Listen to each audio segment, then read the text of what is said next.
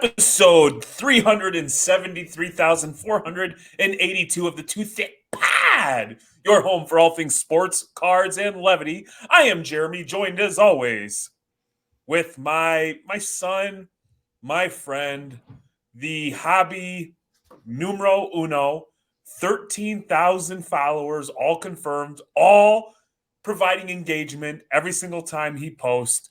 The one, the only, Manny being Manny 6.9. First, I would like to thank the Russian bots that were bought for me for the content and making me feel like I belong in the hobby. So shout out to those Russian bots. Secondly, I want to thank the 2Thicc fam because without you, Jeremy wouldn't be my friend. And listen to me once a week for an hour. So I want to say shout out to you. It's awfully presumptuous that I'm actually listening to everything that you're saying on a weekly basis. Yeah. That's crazy. And the reason I'm saying it is because the Grammys were yesterday and I'm in the Grammy mood. I feel like this is like my speech. But welcome to the newest 2Thicc episode. Hey, real quick, why did Killer Mike get arrested? Do we know yet? I don't know. I think it's more of a, they want people to some headlines for the Grammys, so let's arrest the person. 3 Grammys for Killer Mike, and then they walked his ass out in cuffs, and I don't know why. I saw all the Gen Z kids go, I don't know who Killer Mike is, blah, blah, blah. Why did he win? Why didn't Travis Scott win? And I'm like, you don't know Run the Jewels? Or just Killer Mike. I know. Run the Jewels is a different. All right, well, this program is listened to by middle-aged white men, so they don't even know who Killer Mike is, so we just lost 3/4 of our audience. That's true. Yeah, you're right. You know what I mean? As always, though, this wonderful ear candy that you're listening to, that you're sitting there and your mood on a scale of 1 to 10 is a 3, and every time you hear the sweet, soothing tones of one Jeremy or the beautiful harmonic melodies of one Manny being Manny, your mood goes from a 3 to a 4 to a 5 to a 6 to a 7 to an 8 to a 9 to a 10, exceeding levels of ecstasy that you didn't even know were available. This is brought to you by our friends over at TNT Cards. Check them out. Website, tntcards.com. Facebook, tntcards.mi. Tell them Sticks and Sweat sent you. They'll take care of you. And if you don't, we'll drop them before they drop us. I like it. I like how you shorten our name, too. Sticks and Sweats. Why do I still, mine still, you're Meat Sticks and I'm Tummy Sweats. So, hey, that's like the natural progression of things. Like nicknames take on their own nicknames. Or at least in my circle of friends coming up, where it is like 8 moves to get back to where it started and how it all makes sense. And it never makes sense, but it always makes sense. Yeah, that's true. But we have a Meat Sticks lady that is keeping you relevant because she loves her meat sticks, as she says in her videos. She's over there snorting lines, invisible lines off of Slim Jims that aren't there. Then saying it makes me so horny, and then telling people, and she's not exactly a picture of fitness, if you will. Yep. And I love how she's quick to tell everybody that they're weak for not being in a gym to step their game up and go get them gains. So that's my girl. Yep, she's our mascot.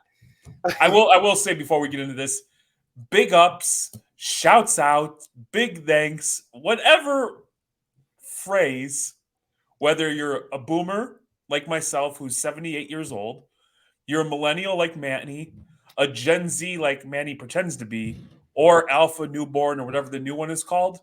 We appreciate all the messages. We've hollered at a lot of you. I even responded to some messages. Mm-hmm. I even got in there and mixed it up a little bit, but we appreciate all the notes, all the messages. Thank you very much. We're here for you. So he reached out to everyone but Matt and Silver. So, actually, check this out. So I thought I was being slick because I'm busy and I'm trying to make it a point to be better. Like right now, my text messages are at an all-time low. I have 56 unread text messages. You're so bad. So I'm making it a point.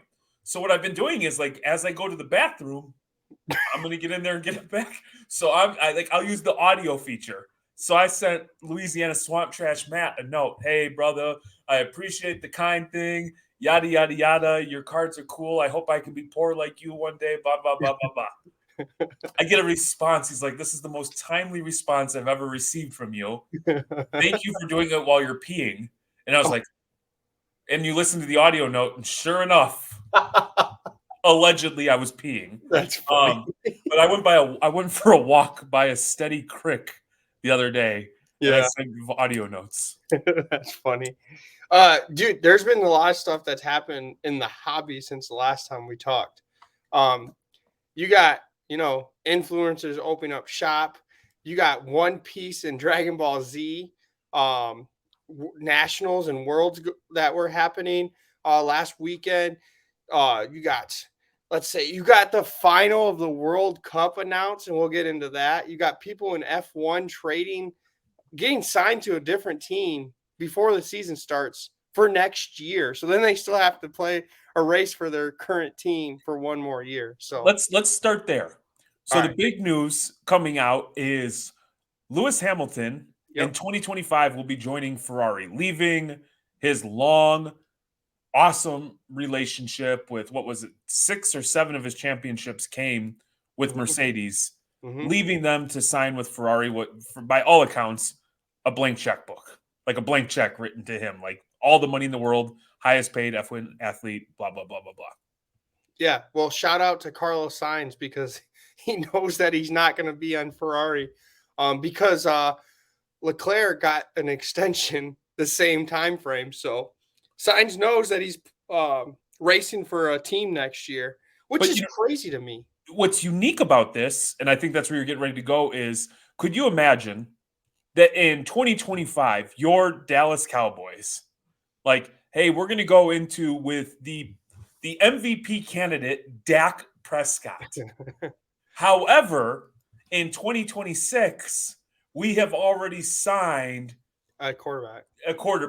Patrick Mahomes has already agreed to a deal with the Dallas Cowboys. Like, that's got to be something very unique to F1 because I'm struggling to think of another sport where you would play another year with a team when you're already under contract for the following year to go somewhere else. Yeah, it's so strange. It was when I saw it, I was like, oh wow, the season's about to start in a couple of weeks. How are they going to do this? And then I saw it was like 2025. I'm like, how is this even possible? Like, what makes Carlos Sainz even want to go win for Ferrari this year? To get a spot somewhere else, I guess. I know, but hey, you know what? I'll take third every race. But I mean, when you're a race car driver, they want to be first. They don't care what car they're in. I realize. And I feel bad for him because last year, besides Max Verstappen, Carlos Sainz is the only one that won a race last year. And guess what his trophy was? You're getting sent off to somewhere else. So how does that work? Like, when Lewis Hamilton comes on, is he the number one driver? Or is Ferrari going to try that? Like, there is no like clear number one, may the best driver win? Because based on my limited exposure to F1, I always find that fascinating where they're playing for team, but then like you're told to hold back. We're holding position for driver A.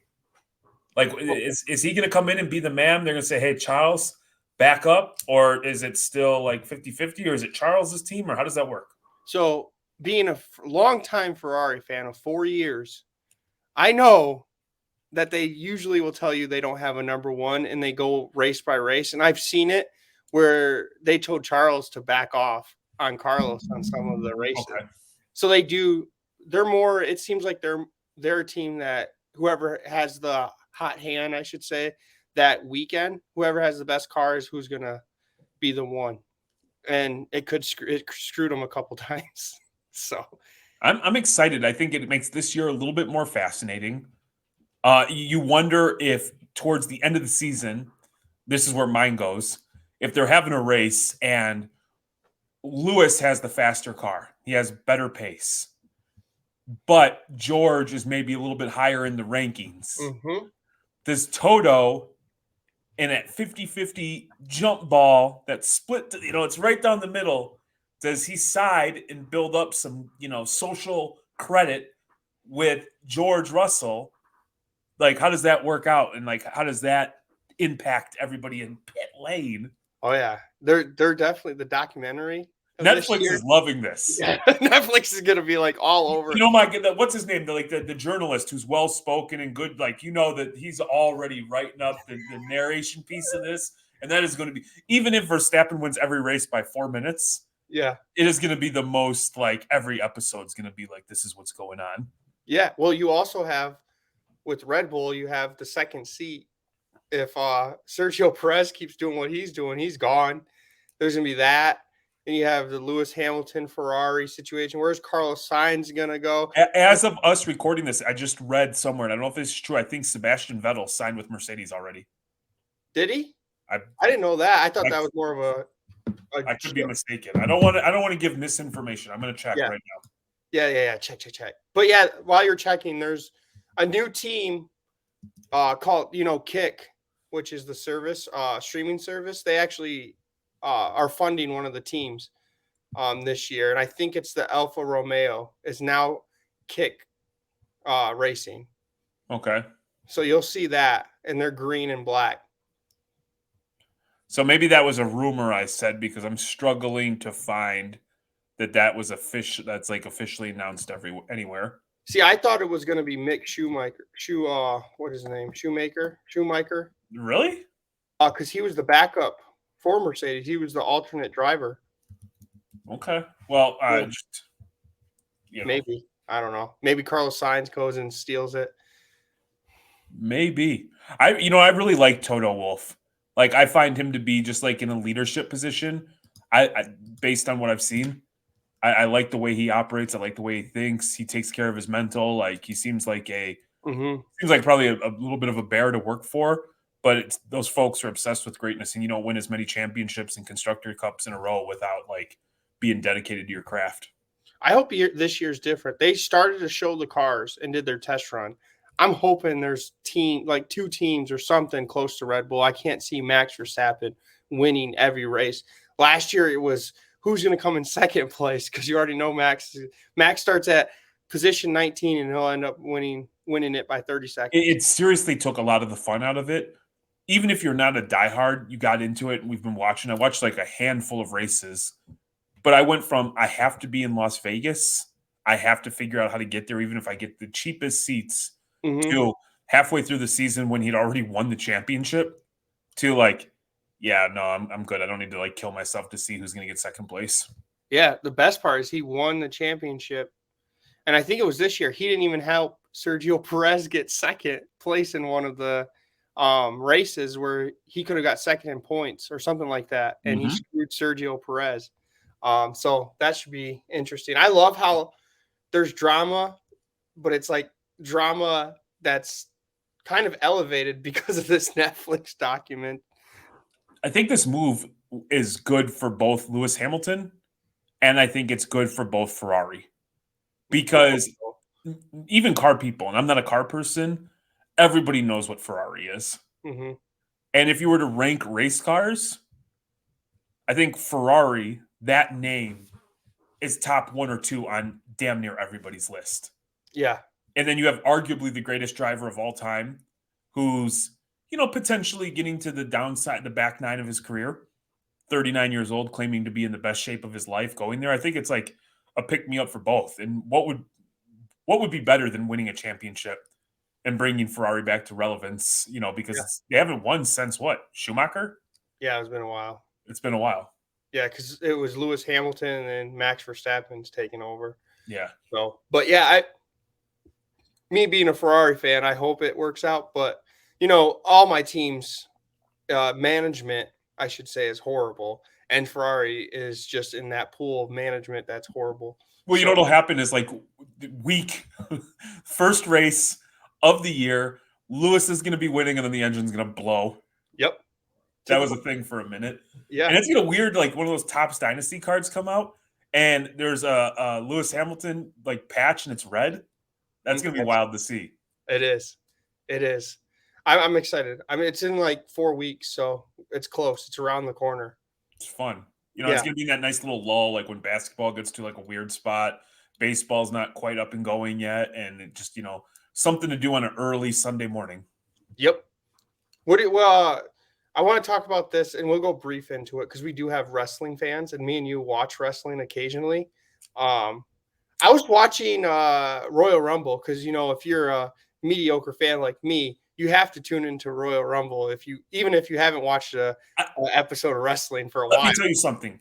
I have, and I know I'm going to get destroyed for this, but if Uh-oh. you are an average fan, Yeah.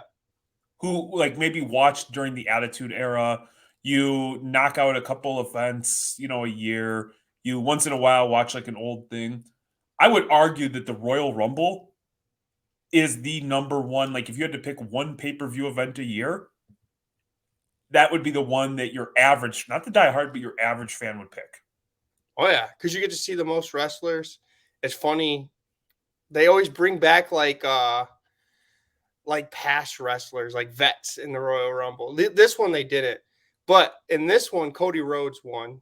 I know some of you were like, Cody Rhodes, that sounds familiar. Yeah, Dusty Rhodes' kid won it, and he won it last year. He was supposed to. They keep saying he's going to finish his story and win it all, right, against Roman Reigns.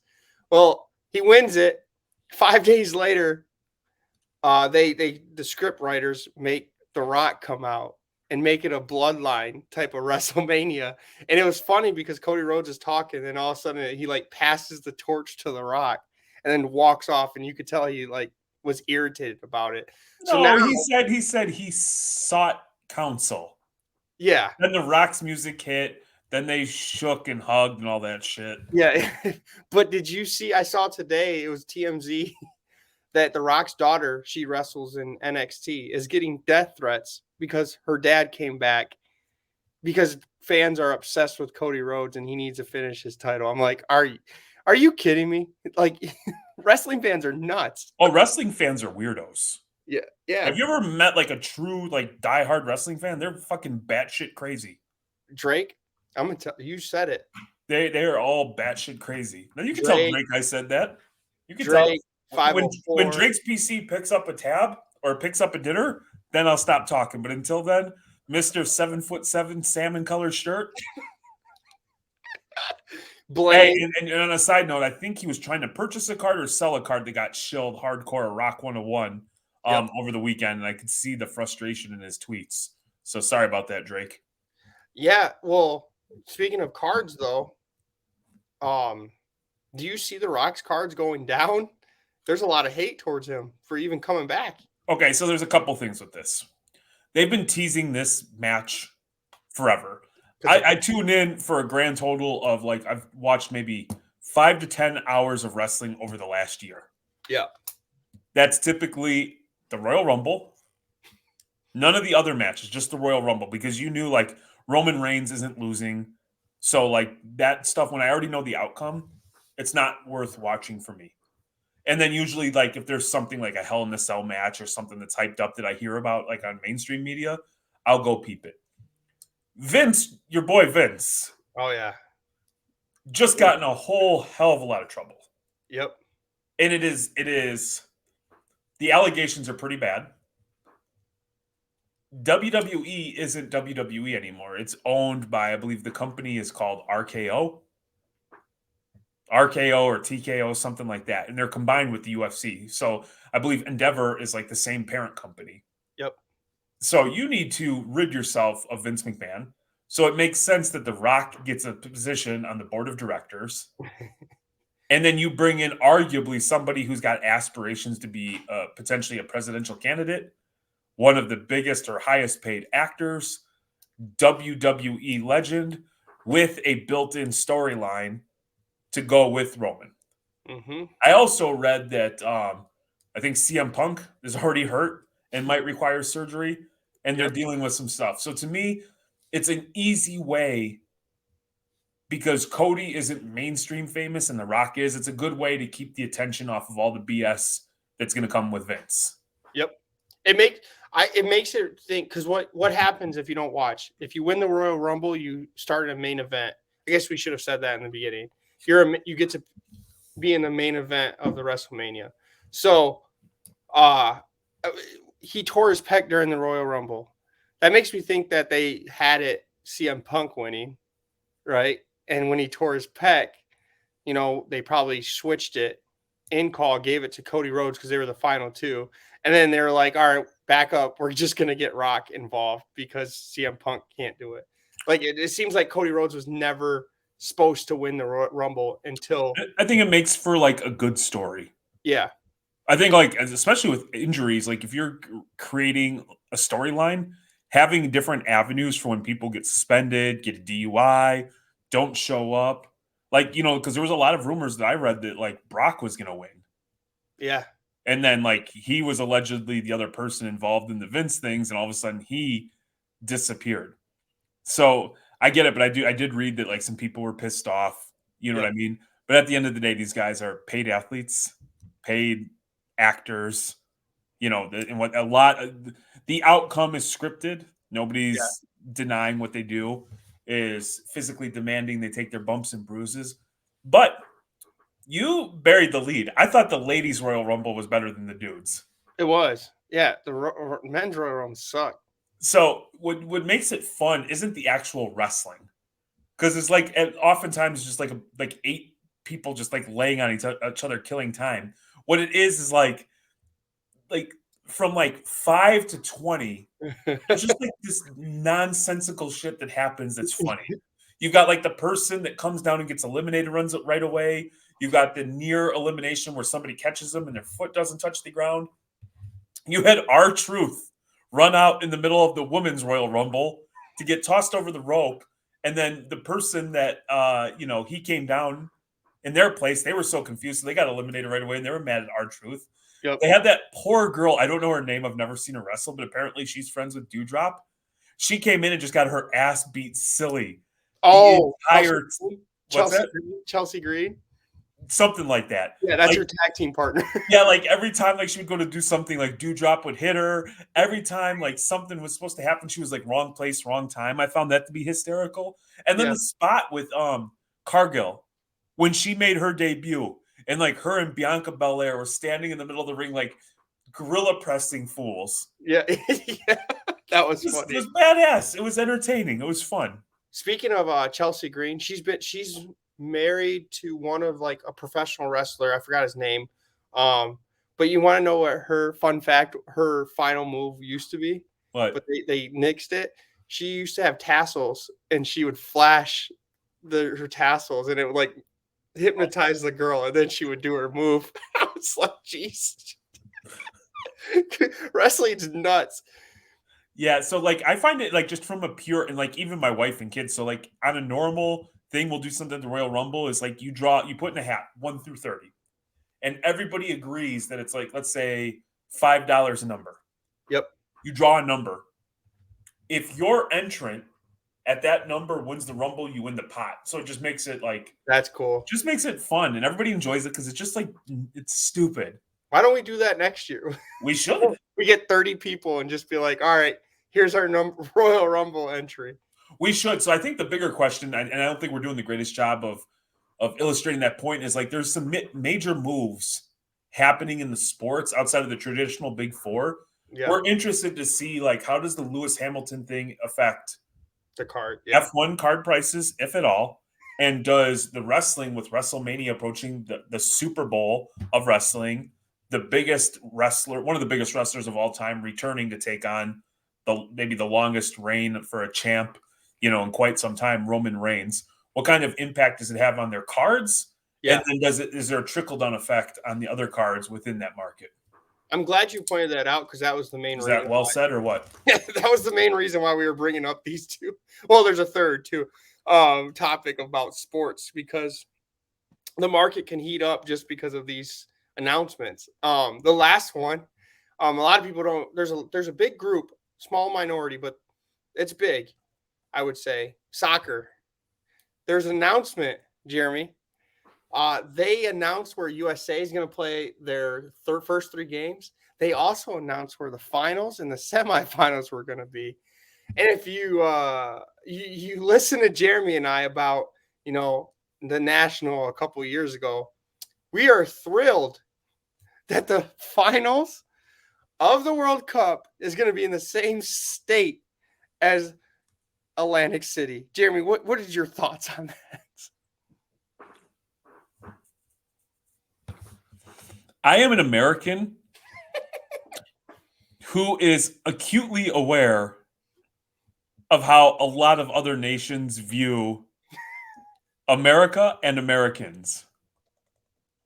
And while I understand from a logistical standpoint, having the infrastructure to support that amount of people, I, for the life of me, cannot figure out of all locations in North America. Hell, let's throw Mexico and Canada in there too, because it's their World Cup.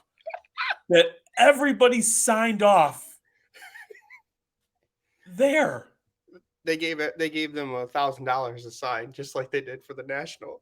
I just don't. I honestly, I'd rather it be in Toronto. I'd rather go up to I'd rather pack 18,000 into BMO in Toronto and go see a game there than go to New Jersey, man. Yeah, the funny thing is it's at MetLife, right? The same place that every football player gets a torn Achilles or tears his ACL. Let's have. I know it's a turf. They're not going to have turf. They're going to have grass. But still, that stadium's cursed. Aaron Rodgers played a total of 2 snaps because of that field.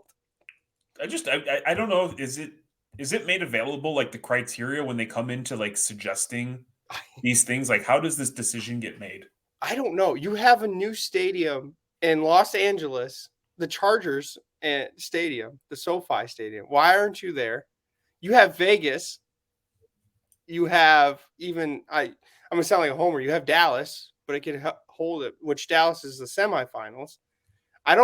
You could even go, I would rather have it in Cincinnati. You've been to that environment when it's USA, Mexico. You could have it there. Yeah, they switched that to kind of give USA home field advantage. Oh, yeah, that was Chicago, right? They put them up there because it's cold. No, that Cincinnati stadium, that was always the thing because you could try to you could get away and limit who could buy a ticket, so that way it would be a very American crowd. I like it. Yeah, so instead we got to go to the finals in New Jersey, so that should be fun. Seriously, we couldn't find a better stadium in Canada or Mexico? I don't know. Okay, guys, here's Jersey. Exactly. Everyone's coming around the world to the United States. Flying in, and they're just like, oh, I see why these people are the way that they are. They're going to beat the Jersey Shore. From the Jersey Shore there. God. Oh, man, I feel bad for them. So, yeah. Hey, who can afford it to come here will be your boy. Which Mbappe. one? Mbappe? I think, is that Real Madrid going to be the team 20 years from now that everybody talks about that was the most dominant team? Because holy hell, is that a loaded squad? It is, but I'm nervous because he didn't want to come because Vinny Jr. plays left and he wants to play on the left side. So I don't know how that's going to work. I don't know if Vinny's leaving, but that team's amazing. I don't understand how they keep getting away with this. I will bet I will wager any amount of money. The Jude, Mbappe, Vinny experience is significantly better than that of Mbappe, Neymar, and Messi. Yeah, because they're younger. They're the younger come up legends, right? He got to play with the vets. Now he's playing with the younger ones that are coming up. That team's going to be crazy good. And then you got their rival, my team, Barcelona, management problems, just like all my other teams, getting hit with corruption. So, and their managers leaving. And hey, if they are not anything, they are consistent in the way they operate. Yep, exactly. $7 trillion in debt, no problem. Exactly. Breaking the laws, bending the rules, no problem. They need to be America's team, to be honest. Trillions in debt, we're good. Let's go. Let's just take out a couple more bucks. Exactly. We'll just make our own machine and just print more money. I like it. So, yeah, 3 sports. That's kind of where we are coming. 3 sports that could potentially have changed the market with some of their recent news. No. Tell the truth. You wanted to talk about something, and we have to do it. What? I know that you miss him dearly. I know there's a reason we wanted to talk about soccer. Oh. And anytime you get a chance to talk about your boy, your twin, Brian Gray. All right, you're setting me up because now people are going to be like, yeah, he is his twin. All right. So I saw a video this last week, and it was like a tour of Leafs facility, right? And how they create cases from start to finish. And I was looking and I'm like, okay, soccer. All these soccer cards are player worn, game use patches. So that got me thinking. And they're autoed. That got me thinking, what is it? What's the stigma in the hobby of Leaf being trash when you have relics that are game worn, player worn? Because in Panini and Topps products, they're off Dick's hangers, and then might be a different player, team. I've seen that, and their napkins as well. So I don't understand why 2 times the cost you could get a game worn relic with an auto. Yes, I get that Leafs cards aren't as aesthetic as Panini and Topps, and I get if you're not a auto relic collector, there's no point. If you're an insert or a numbered card, then yeah, Topps and Panini. But why? And long term, this is me asking you why. And then long term, why not chart for me? Why am I not going and grab these Leaf cards for super cheap? I could get a Ronaldo game worn auto for $500. Yeah, so I am not a fan of Leaf cards at all. Once in a while I'll see one, I'm like, oh, that's cool, or that's that's all right. But oftentimes, like, I avoid those cards. And you caught me, and I was driving, and we were chatting, and you said, would you rather have player worn on card auto or sticker, even a sticker auto, or the Dick's Sporting Good? I'm like, obviously, player worn. And you're like, haha, you like Leaf cards. And I quickly processed, like, damn it, he's got me there. At the price point that you can find some of these cards, man, I wish they would just change the design a little. Like those quad boards, 4 on top, 4 on the bottom, with just little like squares. It's just not an aesthetically pleasing card. Like, Leaf has to do something to capture my eye. Yes. Thus far, they haven't done it, but your theory is 100% right. Look at this. All 6 of these players were chases, and some say overpriced, right? On some of these players, 10 of 10, Pedri, Jude, Mokoku, Vinny Jr., Kamavinga, Gavi, ends in less than an hour at $30. Those are all current. Look at this. On the front of this card are pieces of game use memorabilia of all cards. Those are all game used. Yeah. Those cards, all of those guys, outside of Mokoku, I think his market has softened quite a bit because people don't know if he's 17 or 52. Yeah. I think all of those guys individually sell pretty well. I know that Gavi's hurt, but when healthy, those guys are all individual chases in their own right. Here, I got one more, and then we'll move on. And I get, like, the card, like you said, they need to do something with the card, right? Okay. Look at this. Pele, Messi, Maradona, Ronaldo, Beckham, Franz, and Carlos Torres, Alberto Torres. Okay, so now that card's badass because I will tell you, Pele's jersey, dope. Ronaldo, dope. And then the Franz and the Torres at the bottom, the Franz is cool with the color, and then the Alberto, you got like a little bit of texture over there running from like 12 to 4. Yeah. That's a cool card. Although they jacked that one up, why couldn't they get? I understand why they couldn't. Like, if they could have pictures of their faces or make it consistent throughout. Let's see. Pieces of game used memorabilia of all the legends in soccer. Mm-hmm. you could get it. I mean, you could make an offer, but look, I I was thinking, and it's like I was dead set on the flipper lifestyle when I first came in the hobby. And I was like, with all the other group, the wave of people, Leaf sucks, right? Leafs this, Leafs that. It's not licensed. Well, guess what?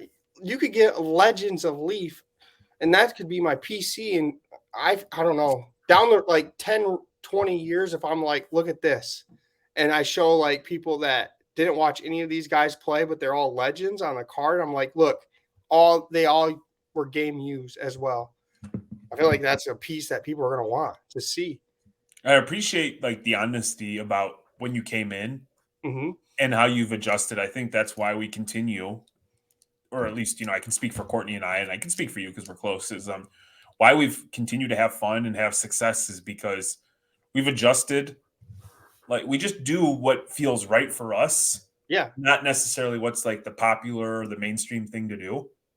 And if you go back over the last, let's say, 4 or 5 years, you can watch the different waves where this time last year I was like playing big bank takes little bank. Yeah, you were. And I was getting the hell away from soccer and moving on to somewhere else. Now I'm back and I'm like spending more money on soccer and baseball and TCG than I would have ever thought possible.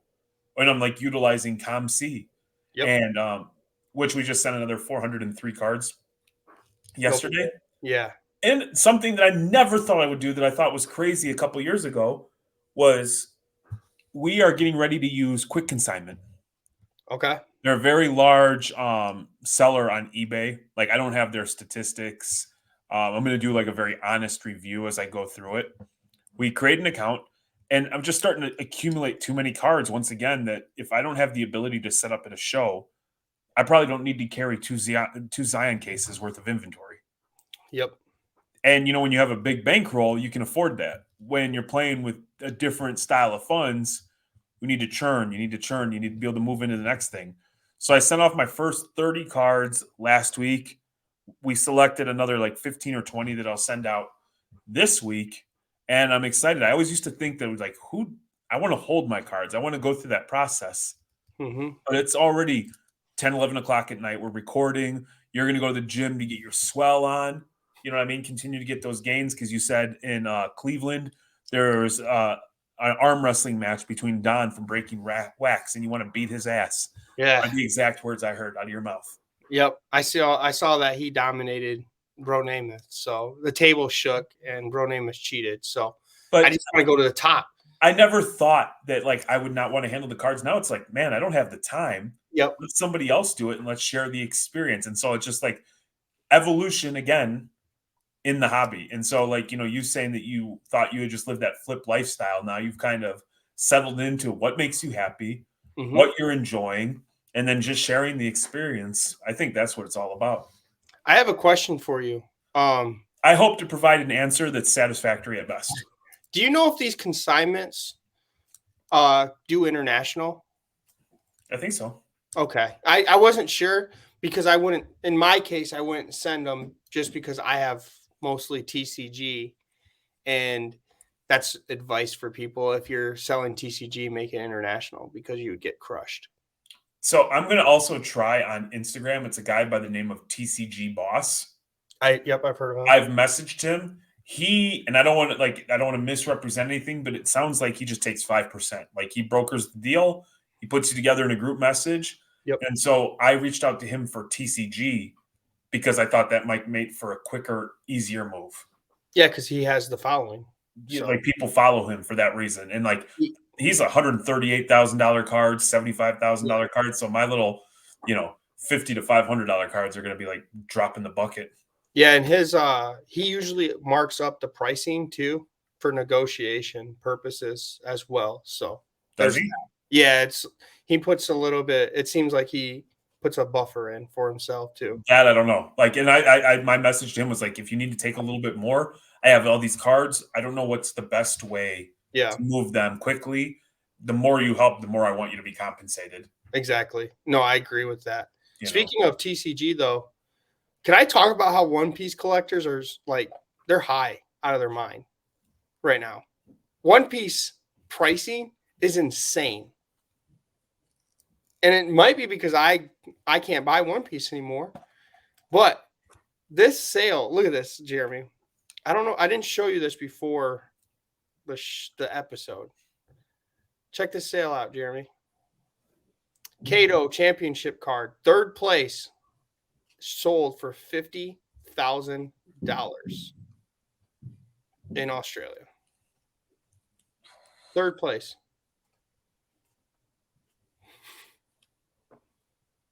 So is One Piece so the One Piece has reached American mainstream media because they have a deal with the Rams in the NFL, don't they? I think so. Is that the greatest anime of all time, or is Dragon Ball considered the greatest anime?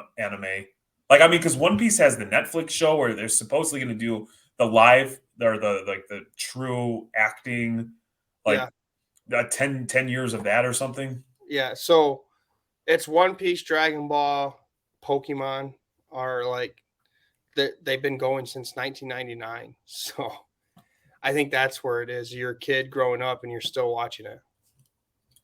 I think here's the thing. If we were to say, here is a rookie card or a championship game used card of like some big name quarterback and it was 50K, we probably don't bat an eye at it because we've seen those numbers before. This seems a little extreme to us because one, we're just learning about that space.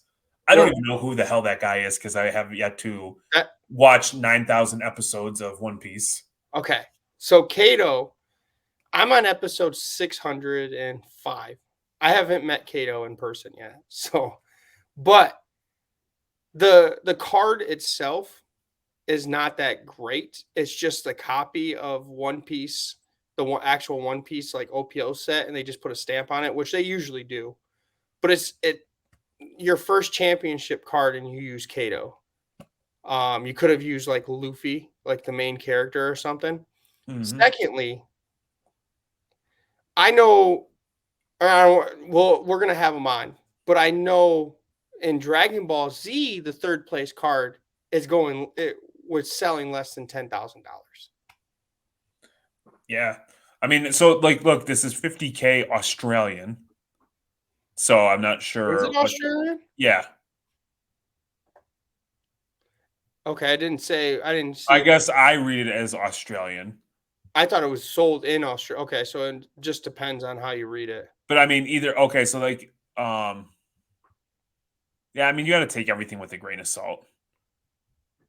Look at first place, you're sold for 250 euros. Yeah, I've heard the euro strong against the American dollar, so at least it was.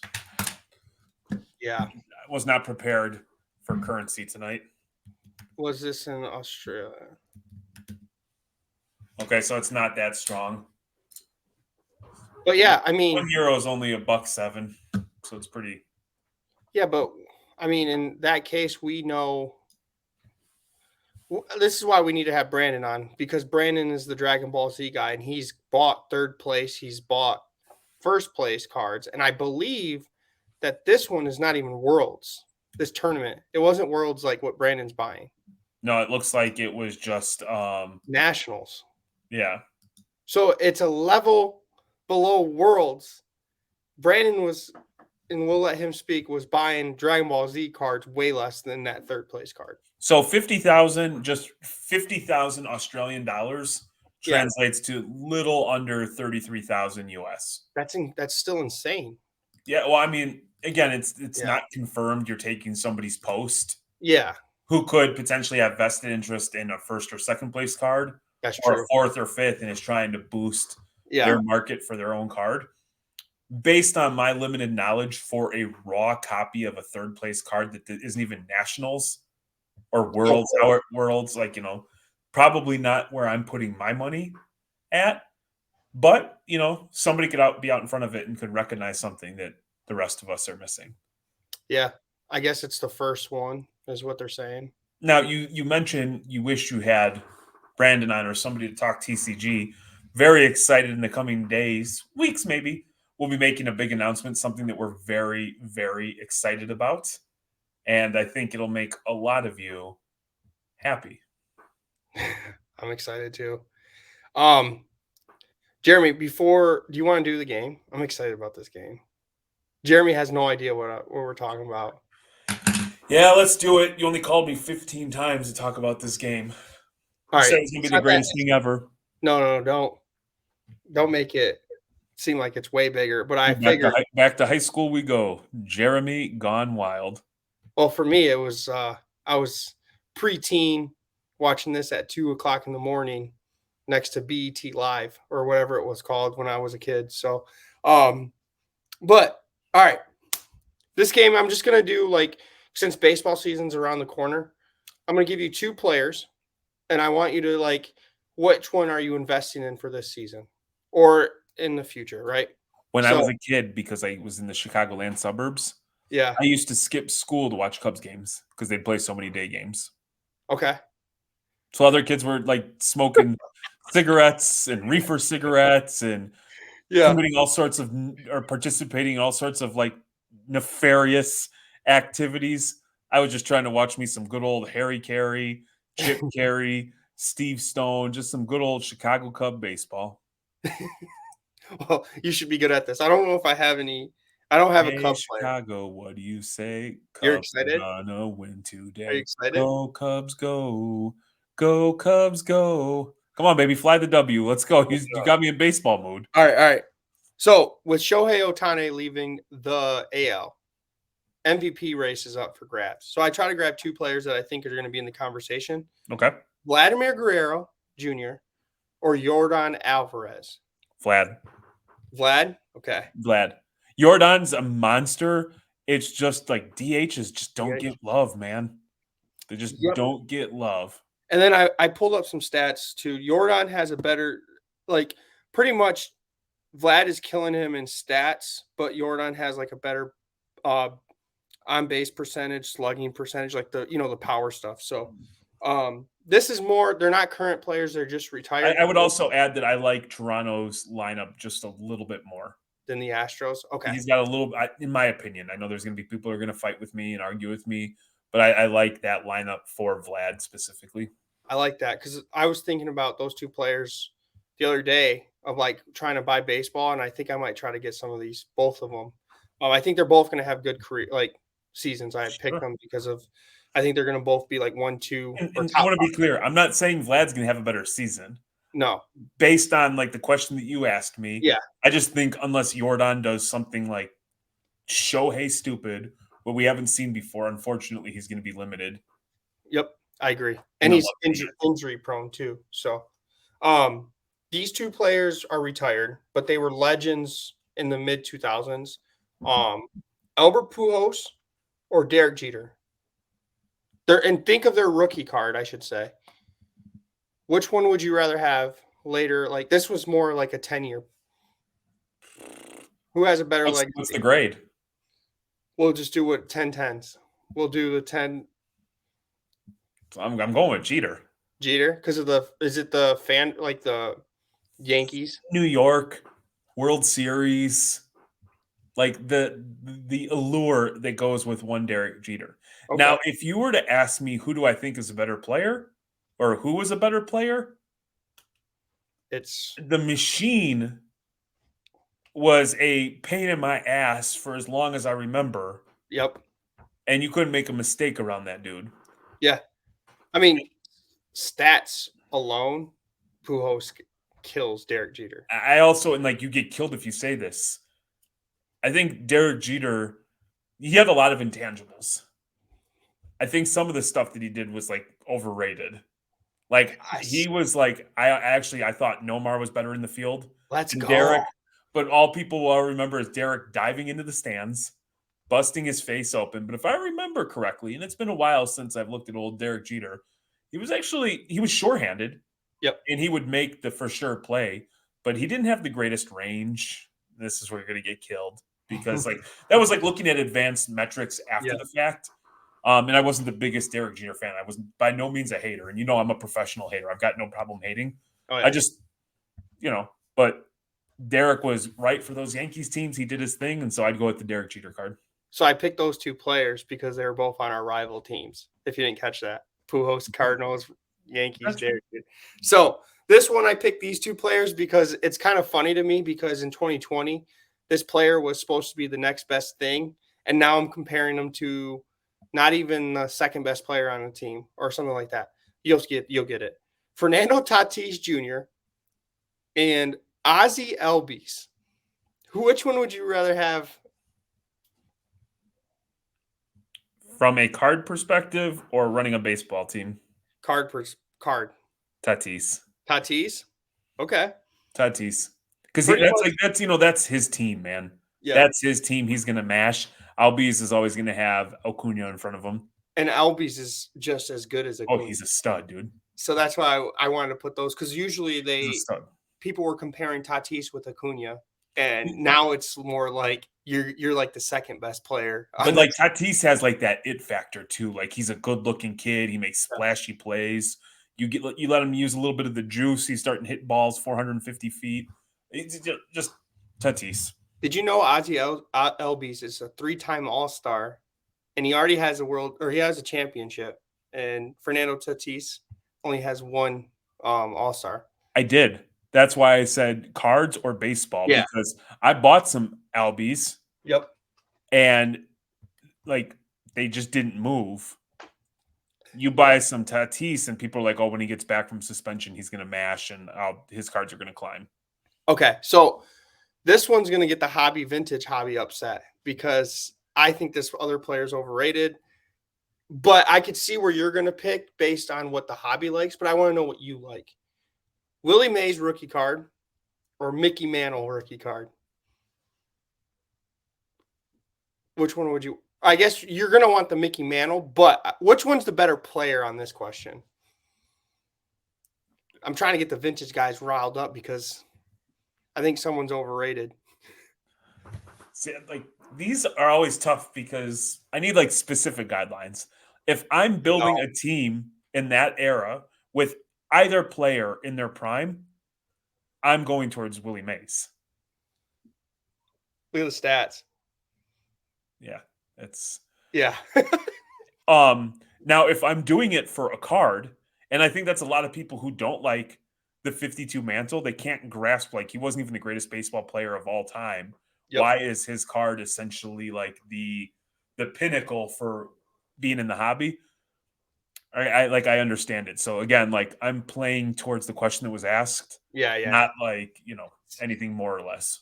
I would like Willie Mays just because it's cheaper and a better player. That's kind of. You know what I did as a kid? So I don't know what it was like when you were a kid. When we were a kid, like the summers where you played baseball. Yep. Now you very rarely see kids at the park playing baseball. Everybody played baseball. And when you would go out there, no matter what you were doing, you would like say something. So like your batting stance. If you were standing upright, you'd be like, Frank Thomas. Yep. Or like if you were left-handed and you had a sweet stroke, you could do Griffey. Yep. If you played a field a certain way. So anytime that you had an opportunity to play center field and catch a ball like that. I could see you now. You're just like. You would hear kids say Willie Mays. Yeah. You know what I never heard once was Mickey Mantle. Yeah, I don't understand the hype. Maybe there's a vintage guy out there that listens to let me know. But I don't care that his card was thrown in the river. It's not even his first card. There's a Bowman, 1951. So vintage guys are going to be real upset with me. There was like a 2-year period where I thought Jim Edmonds was the greatest center fielder of all time. Yeah. Just because he covered so much ground. And then 1 year I couldn't pitch for like 6 weeks. We were playing. And so like I used to love in Little League when they had like an innings rule. Mm-hmm. So you'd run out of innings, and then I would either based on who was pitching, I'd either play short or third or center field. Like if you had like a soft tossing kid who was going to get hit pretty hard, I'd play center field and just patrol the outfield. Yeah. But so I loved like doing tag up drills because I had a big arm for a kid. Yeah. And so like one day we were out there, caught it, and there was this baseball player, right fielder by the name of Raul Mondesi. Mm-hmm. And he had like a cannon for an arm. Yeah. I uncorked a throw, like you get your bunny hop, boom, throw a dart. I had dead arm. I ended up playing like the next like month and a half, 2 months at first base because I couldn't throw. Oh no. I had dead arm my whole life. That's why I played first my whole life. So all this going out there and pretending to be baseball players, of course, I do the dumbest thing ever and lose my arm. Be like, Yeah. all right, kid, we need you to pitch the big game. And it's like, yeah, I can't even throw a baseball. Like I'd have to hide it too because like throw plays to me, and I have to walk it over or do Yeah. like a I don't know what the hell it was.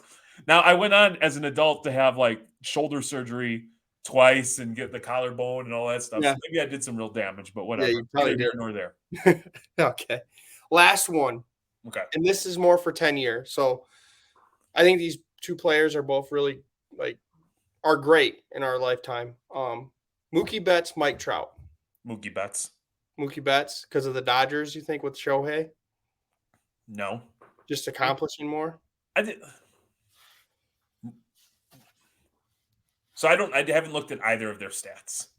And I understand how the narrative can change, but like when I think of Mike Trout over the last several years, I think of somebody who is often injured and hasn't won anything. Yep. And I hear Mookie Betts. What is it like? Is he going to play second base now? Yep. He came up as a second base infielder, by the way. No, but you don't hear that as a professional athlete. Like you, as a kid, you go wherever. Like like the best players typically play the same 3 or 4 positions. So, like one of the highest paid baseball players switching his position to help his team be, a championship candidate. And like how did he finish last year? Didn't he finish last year like sizzling hot? Yeah, he was a second in MVP racing. Yeah, but I believe he wasn't even in contention for No, a while. he wasn't. And he was just like best, August. like best player on the best team. Yep. And so like I'm sure Trout has better numbers, but when I think of Trout, I'm starting to get the what could have been. Yep. Yeah, I mean, you'll go through like April, May into June, you're like, oh man, that's Mike Trout. And then it's like he swung and missed a pitch and he tore his oblique and now he's hanging out at PSA and he's dead. Yeah. What's crazy is like how good of a hitter he is. 368 home runs in his career. I would have thought it would have been way higher than that. Do you have side by side of both their numbers? Yeah, like Trout kills him. I know, but like pull it up. I have it on my phone anyway. Yeah. Okay. But the championships. Hold on, but like okay, so the war he's got 234 games on him, so that's like a season plus. Yeah. So like the 64, you would expect it when those games. I don't know, man. I don't know. Yeah, he does have 200 and some games on him, so that's almost both incredible ball players. I'm just like Trout. I'm starting to get the I had an opportunity to pick up like a high grade, the Champagne Cognac rookie or whatever the hell it's called, and ultimately I passed because I'm like, this dude's gonna be hurt. Yeah, on Angels that aren't going to make the playoffs again. Yep. Okay, well that's the game. Did you? I mean, it wasn't like as I was excited that I had something. No, it was good. You know what I liked about it is because like you could switch the question ever so slightly, and the answer could be completely different. I try to get players that were kind of like comparable like that. So I like that. Like so, before we get out of here, a couple of things. Big announcement. Really excited. Like it's all signed, sealed, the whole shebang. I think it'll go live right after Ship Shawana. You know what I mean? So, and that's going to be exciting. There's going to be a lot of good intel. As you can hear, Butters in the background is deciding to dig as we're trying to close this thing out. Butters, come here, buddy. Come here. Do you want to say hi to the 2Thicc people? No? Okay. He said, nah, I'm good, fam. Next up, we're going to be going live with the 2Thicc Cash Up Challenge. Courtney's going to create the beautiful artwork. We're going to lay out the parameters. Everything will be clearly defined. So that'll go live. And so we'll post that probably Monday, Tuesday next week. Within a week, we'll get everybody signed up and, whoever's participating. I've had a few DMs of people who are all in.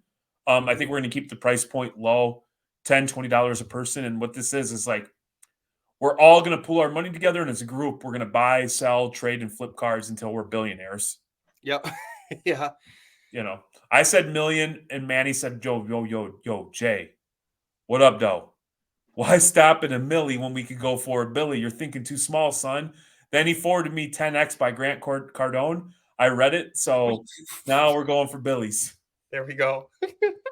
No losers in this competition. To be clear, Manny has no idea who Grant Cardone is. He has no idea what 10X Yeah, I do. is. He's like and that. he never forwarded me a book outside of like those letters from Penthouse.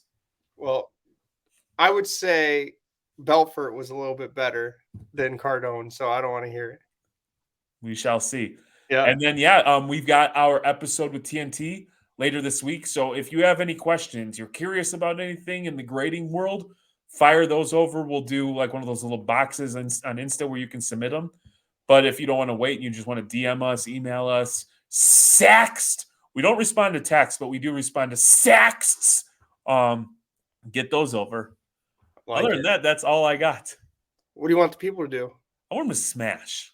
I want them to smash one another and smash the subscribe channel, the subscribe button, subscribe channel, subscribe button. You know, let's continue to run those numbers. I love it. I love it. And with we're actually, my ego was too big last year.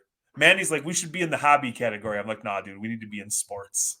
Yeah. So this year we switched over to the hobby. So we're in the right category at least. I was laughing because people couldn't find us, and I'm like, well, I don't understand. Maybe it's because we're 2Thicc, and they don't realize it's a hobby podcast. Yes. So I also, what I'm going to do right now is because I haven't done it, and if I don't do it in a moment, I'm going to go record a 2Thicc. What the hell? I'm dying. See? I'm dying. What the hell is going on? I have reached capacity for the day. I have no more bandwidth for anything. I am going to go record a 2Thicc taste test because if I don't do it now, it won't get done. There you go. And the thing is you'll record it. We got to post it because you have like 30. I do, man. I'm like so proud of myself. I know. Our producer, Courtney's gonna kill me after that. Love you, Courtney. She's gonna kill you, man.